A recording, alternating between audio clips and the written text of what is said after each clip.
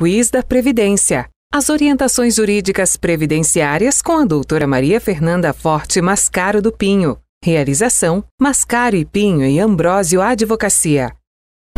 Doutora Fernanda, boa tarde, tudo bem? Boa tarde, Solange, tudo bem? Boa tarde a todos que nos acompanham. Continuando falando, de aposentadoria por invalidez, que eu falo assim que é algo que hoje está muito difícil, doutora. Está bem difícil. Nós temos situações que estão agravando esse tipo de reconhecimento por toda essa crise que nós enfrentamos. Tem uma questão legislativa de pendência, porque a Justiça Federal precisa de um orçamento pré-aprovado para o custeio dos peritos, dos médicos que fazem essas perícias judiciais, do custeio das assistentes sociais, dos técnicos de segurança do trabalho para fazer as avaliações dos ambientes.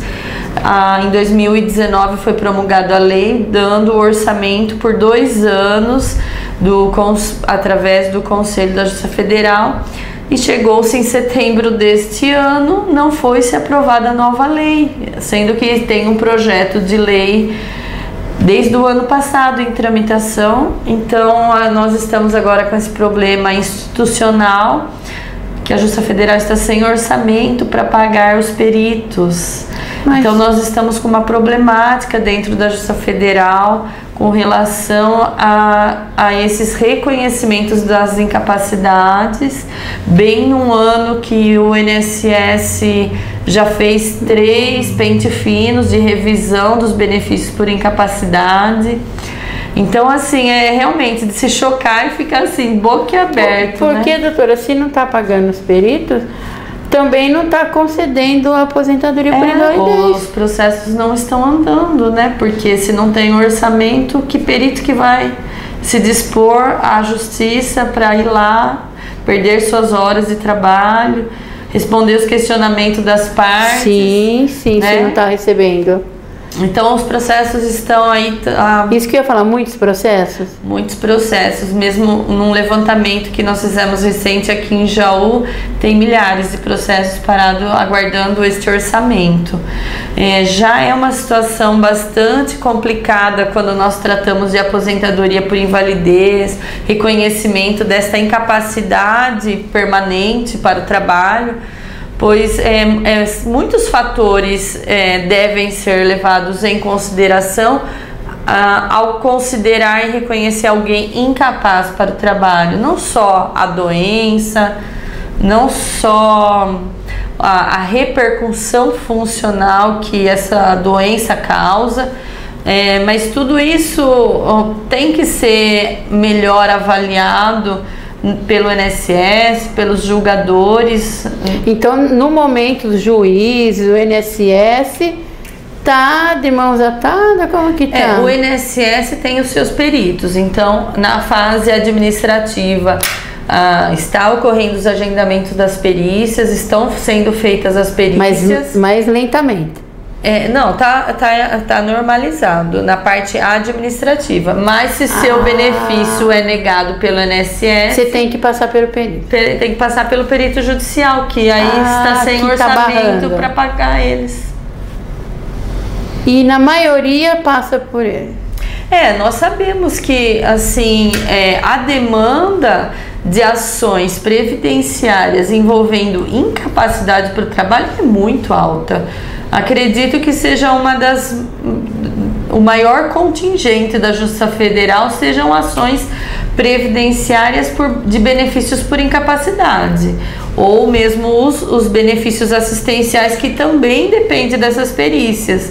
E todas essas ações estão atravancadas, esperando o orçamento da União para o custeio dessas perícias.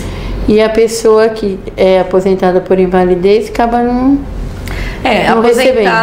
A pessoa aposentada por invalidez, se foi direcionada para as revisões administrativas. Diz que ia ter uma.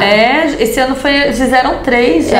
Então, se foi convocado e fez a perícia lá no INSS e cessou o benefício porque considerou que curou-se, ou melhorou, ou está apto a voltar ao trabalho, mas não se considera apto, tem como fazer. Está com esse entrave na justiça, porque nós estamos sem orçamento para as nomeações dos peritos. Porque nas ações previdenciárias, se o INSS perde ao final, se o laudo for favorável ao segurado, o INSS tem que pagar essa perícia.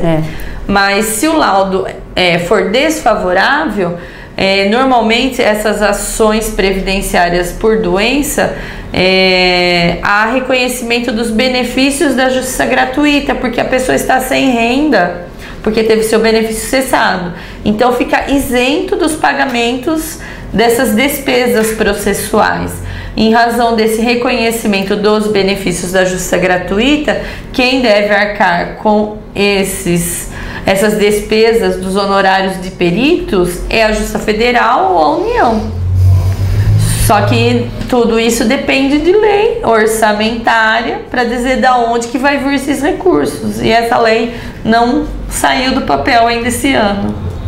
Meu Deus. E doutora, então além de levar laudos, exames de perícia, né? O que mais é possível apresentar? Porque o pessoal já levou tudo isso.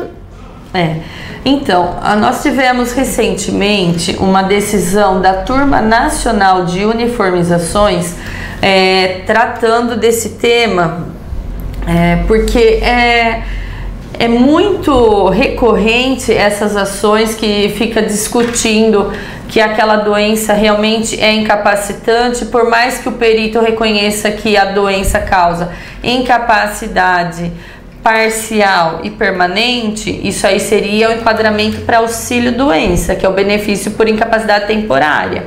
Mas essa Turma Nacional de Uniformização da Jurisprudência, no tema 274, reconheceu que outras circunstâncias, outras questões envolvendo esse trabalhador deve ser analisado antes de você analisar se a pessoa deve ser aposentado ou deve receber só o auxílio doença, que é o benefício por incapacidade temporária, ou se a pessoa pode ser reabilitada para outra função e voltar ao mercado de trabalho. Tais como as doenças estigmatizantes, porque existem algumas doenças que têm um certo preconceito social, uma certa repulsa dessa pessoa estar no meio social, em convívio, de forma que a pessoa seja bem recebida. Nós temos o caso de uma doença que hoje, pelo coquetel de medicamentos, é mais controlado, mas ainda é uma doença estigmatizante, que é o HIV. Então, doenças tais como o HIV devem ser analisadas pelo julgador, pelo perito do INSS, isso a equipe dos servidores, a fim de determinar se aquela doença realmente é uma doença que incapacita permanente ou parcialmente ou temporariamente para o trabalho, e não só simplesmente a repercussão funcional da doença. Entendi. Por exemplo, se a pessoa consegue tem um problema na coluna, não pode deambular com frequência durante toda a jornada, pode fazer esse trabalho sentado, mas não é só essa repercussão funcional que deve ser levada em consideração. Por exemplo, outras circunstâncias que devem ser analisadas é o que? A sua formação acadêmica, quais cursos profissionalizantes, a formação em nível médio, superior, porque nós sabemos que o mercado de trabalho está cada vez mais exigente com relação a essa qualificação. De repente a pessoa tem uma incapacidade parcial e permanente, mas tem já idade avançada e não tem tempo para se requalificar, para retornar ao mercado de trabalho e conseguir exercer uma nova função. Então, de que adianta você exigir que ela faça uma reabilitação profissional aos 55 anos, se talvez essa reabilitação profissional vai demorar 10 anos para ser efetiva? Então, aí a pessoa já está na condição de aposentadoria. Então, por que investir recursos da Previdência Social em cursos, em requalificação, se isso vai demorar muito tempo para acontecer, para essa pessoa conseguir concorrer no mercado de trabalho? É verdade. Ou de repente ela apresenta uma doença que tem esse estigma na sociedade. Por exemplo, outra, além do HIV, que essa nem é tão aparente hoje, com a medicação controlada, você não precisa declarar essa doença, mas, por exemplo, uma lúpus. Vamos pensar numa doença que é visivelmente aparente na pele, a repercussão no aspecto estético da pessoa. De repente exigir que ela deixe de fazer um trabalho de esforço físico porque é uma doença inflamatória, mas quem vai querer uma pessoa com esse aspecto, por exemplo, numa clínica? É verdade. Então nós temos que pensar em todo nesse contexto. É isso que essa decisão do tema 274 da TNU fala, para que deve ser analisado pelo julgador e pelo INSS ao analisar os quadros de incapacidade e não simplesmente só a doença e sua repercussão funcional. Por isso que é importante, né, ter um advogado por trás, né, para que junte mais, né, documentos aí. É um histórico escolar, de repente mostra essa baixa escolarização. De repente, eu sempre fiz só trabalhos de esforço físico, manuais. Eu não tenho conhecimento em informática, não tenho nenhum curso nessa área, né? Nossa, é difícil, hein? Nós estamos passando uma... Hoje o mundo está digital. De repente, como que você pode exigir de uma pessoa de 50 anos para se inteirar de toda essa tecnologia em curto tempo? Nós sabemos que a nossa máquina aqui também vai ficando mais devagar, mais lenta, né? Mais lenta, é verdade. Então a gente tem que pensar nessa questão da funcionalidade social da pessoa e não só analisar doença. Doutora, antes de terminar, né? Para as pessoas, para os nossos telespectadores que se encontram numa situação dessa, qual seria a sua dica?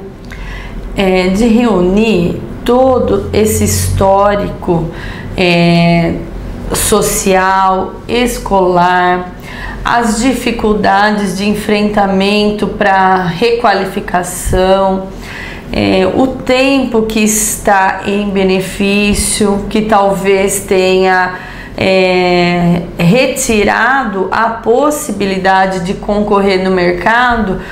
Por exemplo, montando um currículo para apresentar ao INSS e falar: olha, quanto tempo faz que eu não estudo? Até mesmo, ou demonstrar pelos exames atestados que tem um quadro crônico, que independente do tipo de atividade que vai desenvolver, como é um quadro crônico, a evolução da doença, o prognóstico não é bom.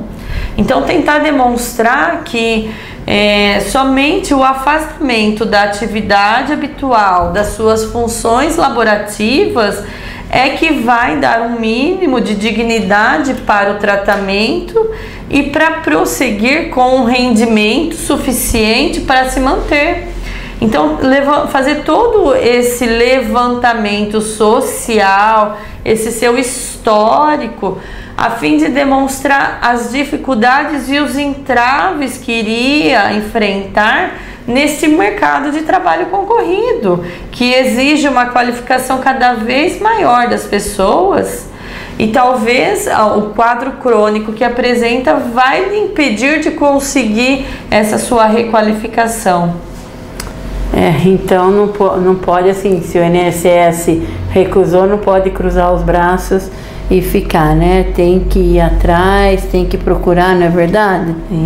Sim, tem que reunir todos os meios de provas possíveis para demonstrar essa questão da repercussão da funcionalidade social, que realmente toda a circunstância do mundo atual lhe impede de se reinserir no mercado de trabalho, e de que sem a renda proveniente deste benefício por incapacidade, ele não vai conseguir. Vai ficar à margem mais ainda da sociedade, não vai conseguir nem o tratamento digno, né? Tá difícil, né? Vamos à luta. Vamos à luta, né? Mas semana que vem tem mais, né? Nós vamos falar aí a semana que vem sobre a aposentadoria especial após a reforma da Previdência. Mas para semana que vem, né, doutora? Semana que vem nós estamos de volta com o nosso Quiz da Previdência. Quiz da Previdência. As orientações jurídicas previdenciárias com a doutora Maria Fernanda Forte Mascaro do Pinho. Realização: Mascaro e Pinho e Ambrósio Advocacia.